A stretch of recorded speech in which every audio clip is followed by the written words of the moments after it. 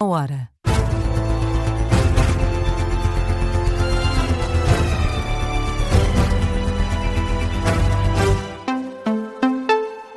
As notícias com Teresa Freire.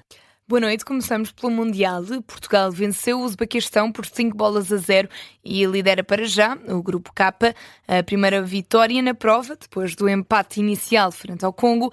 Para esta vitória valeram 2 golos de Cristiano Ronaldo, um de Nuno Mendes, outro de Rafael Leão e ainda um autogolo do Uzbequistão. No final do jogo, em conferência de imprensa, o selecionador Roberto Martínez considera que a principal diferença deste jogo para o jogo com o Congo foi a parte mental.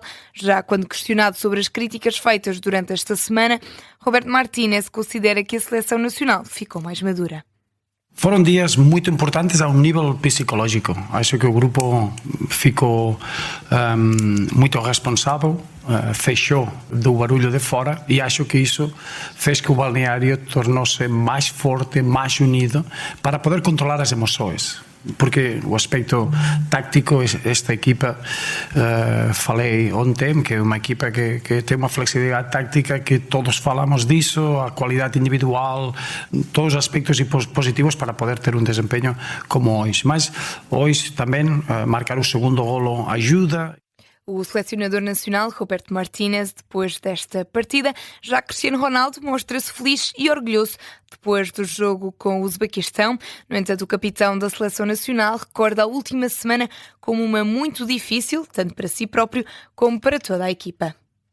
Eu sabia, quem trabalha Deus ajuda, sabia que os meus companheiros iam me ajudar também. Foi uma semana difícil, uma semana escura, parecia que eu já estava retirado do futebol, mas aguentei-me, como aguento sempre, porque acredito mais no trabalho do que noutra coisa. Foi difícil, tenho que confessar, mas estamos de volta. Já o primeiro-ministro, que assistiu ao jogo em Houston, diz estar muito orgulhoso da atitude e da mentalidade da equipa portuguesa. Luís Montenegro elogia o capitão da seleção nacional pela forma como geriu as críticas apontadas e pela atitude que demonstrou. O Cristiano Ronaldo vive nesta pressão há mais de 2 décadas. Portanto, ninguém como ele sabe gerir do ponto de vista emocional, do ponto de vista motivacional também, aquilo que é a sua responsabilidade como um dos membros da equipa que entra em campo e que está na preparação desta jornada. E eu sinto que ele soube analisar tudo aquilo que foi o desempenho da nossa equipa no primeiro jogo. Luís Montenegro, o primeiro-ministro que assistiu a esta partida em Houston.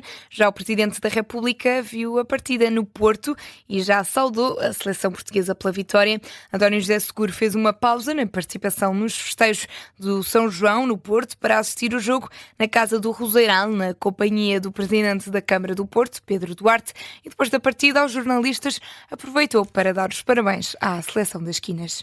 Tinha dito que nós precisávamos, o país todo precisava e merecia uma grande vitória e tivemos-la. Parabéns à seleção. Um desempenho bem diferente daquele que vimos no primeiro jogo. Parabéns à seleção.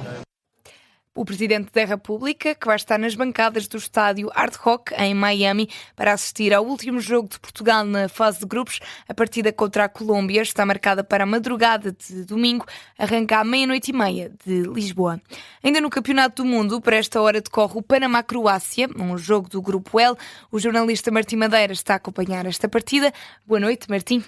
Boa noite, um jogo que, esta segunda parte que vai começar exatamente agora, já estão os jogadores do Panamá prontos para fazer o pontapé de saída, que então já começou, portanto não vamos ainda acompanhar ao minuto este jogo, e depois fica reservado para o minuto 90, a não ser que haja aqui uma participação muito importante, mas que eu duvido bastante, porque o jogo está a ser um bocadinho, como é que eu hei de explicar?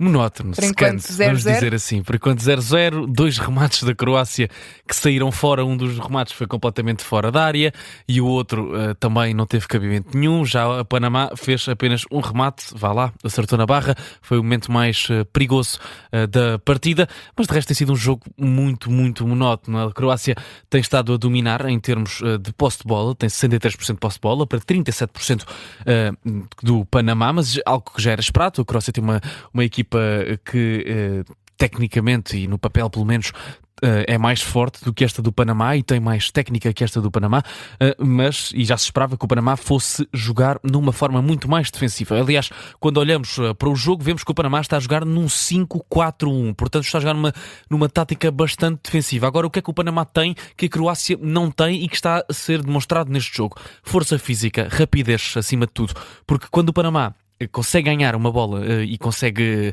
defender um ataque da Croácia, lança rapidamente um contra-ataque e os jogadores croatas não estão a ter fisicalidade e a velocidade para conseguir acompanhar pelo menos os laterais e os extremos deste Panamá e, portanto, aí está a maior dificuldade para a Croácia. De resto, a Croácia não tem conseguido encontrar os remates, não tem conseguido quebrar esta linha e, portanto, é sempre difícil quando as equipas grandes tentam quebrar as linhas defensivas de equipas que estão muito descidas, muito retrancadas, com o autocarro na baliza, e depois essas equipas, ainda por cima, quando têm contra-ataques tão venenosos e tão rápidos, é muito mais complicado ainda. De resto, o jogo tem estado, como disse, monótono. Já foram feitas 2 alterações por parte da Croácia, a saída de Petar Musa para a entrada de Ante Budimir, a entrada de um ponta-lança para outro ponta-lança, e também tiraram outro dos melhores jogadores desta Croácia, Josko Gvardiol, o lateral esquerdo da Croácia, para a entrada de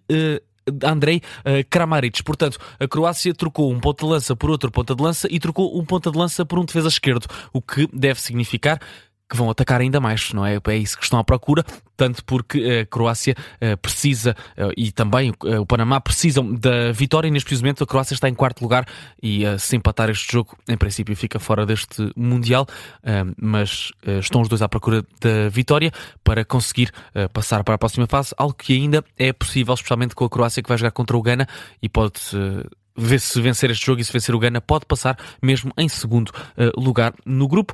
Para já, 47 minutos de jogo, Panamá 0, Croácia também 0. O jornalista Martim Madeira a acompanhar esta partida. Mais cedo houve outro jogo deste grupo L. A Inglaterra empatou com o Ghana, uma partida também que terminou sem golos. Já daqui a cerca de 2 horas, às 3 da manhã, arranca outro jogo do grupo de Portugal entre a Colômbia e o Congo. Noutros temas, 3 bombeiros ficaram feridos no combate ao incêndio que lavra na freguesia do Ameixial, em Lolé. De acordo com o 2º Comandante Regional de Emergência e Proteção Civil do Algarve, tratam-se de feridos ligeiros. Os 3 bombeiros foram assistidos no hospital devido a pequenos traumas físicos. Apesar da rapidez com que o fogo tem estado a deflagrar, Abel Gomes fala numa janela de oportunidade para o combate nas próximas horas. As próximas horas vão ser muito importantes porque temos aqui uma janela de oportunidade durante a noite com os fenómenos meteorológicos, quer o vento que vai diminuir de intensidade, quer a umidade relativa que vai aumentar e que vão criar aqui potências para podermos dominar este incêndio durante a noite. Declarações do 2º Comandante Regional de Emergência e Proteção Civil do Algarve, Abel Gomes, em registros captados pela RTP Notícias. Por esta hora estão 390 operacionais no terreno e 134 meios técnicos. Na atualidade política, o LIVRE diz que quer ser a força política mais bem preparada para governar o país. Terminaram esta terça-feira as jornadas parlamentares do partido. No discurso de encerramento, o porta-voz, Rui Tavares, estabeleceu um novo objetivo para o LIVRE. O papel do LIVRE neste momento, na interação com o país, é o de se tornar o partido mais bem preparado para governar o país. Isso significa os deputados, os assessores, os membros e apoiantes do partido, acima de tudo, não é terem as melhores respostas para tudo, não é serem sabichões e terem a resposta certa para tudo, é saberem fazer as melhores perguntas e depois ouvi-las com uma escuta ativa. E, portanto, aprender com as pessoas com quem falamos. O discurso do porta-voz do LIVRE, na Casa do Parlamento em Lisboa. Rui Tavares falou ainda de regionalização para dizer que está mais do que na altura de voltar a trazer o tema para cima da mesa. A greve geral de dia 3 de junho teve um impacto significativo na atividade assistencial do Serviço Nacional de Saúde. Cerca de 30 mil consultas e cirurgias foram adiadas. O mesmo aconteceu com mais de 20 mil exames e análises. São dados enviados ao Observador pela direção executiva do SNS. Ficaram por realizar 66% das cirurgias programadas e 34% das consultas previstas para esse dia. Na atualidade internacional, o presidente iraniano diz que o programa de mísseis do país não está incluído no memorando de entendimento com os Estados Unidos. Citado pela CNN, Masoud Pezeshkian garante que a discussão sobre os mísseis iranianos não existe nem nunca vai existir no memorando. O presidente iraniano sublinha ainda que o programa de mísseis é essencial para a defesa nacional. Considera que sem esta defesa, o Irão já teria sido devastado por Israel e pelos Estados Unidos. E o Oman anunciou um corredor marítimo temporário para a passagem de embarcações pelo Estreito de Hormuz. A informação é avançada pela Al Jazeera, que cita a agência de notícias estatal do país. Os barcos que pretendam utilizar o corredor devem coordenar a passagem com a Organização Marítima Internacional e seguir as indicações dadas pela OMI e pelas autoridades do país. É o ponto final neste jornal da 1 da manhã. A informação está de regresso à 1h30.